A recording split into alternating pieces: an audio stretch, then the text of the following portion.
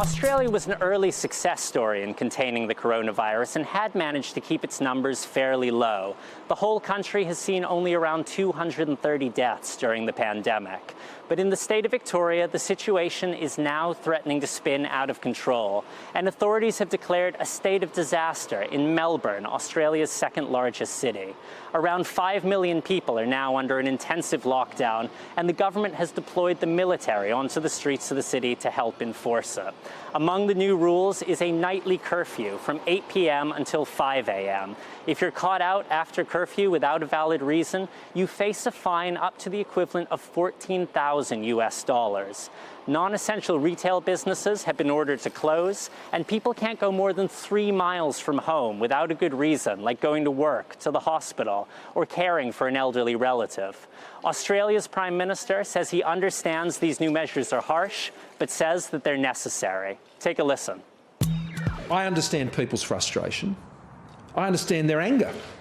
In some cases, I certainly understand their fury, but I also understand their tears and their deep disappointments. And I think that is the array of very difficult emotions people are going through, whether they're in metropolitan inner Melbourne or they're out in regional Victoria where there are very few cases. The challenge of dealing with this pandemic is not fair to people. It's very unfair what's happening to people.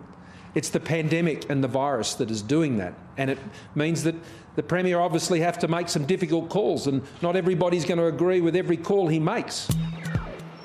These new measures were brought in after it emerged that a lot of people who were supposed to be self-isolating weren't respecting the rules. Australian soldiers and healthcare authorities knocked on the doors of 3,000 people who were meant to be at home.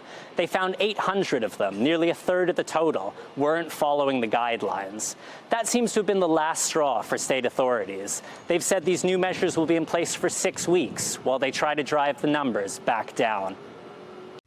Hey, NBC News viewers, thanks for checking out our YouTube channel.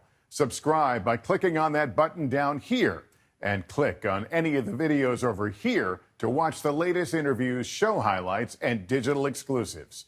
Thanks for watching.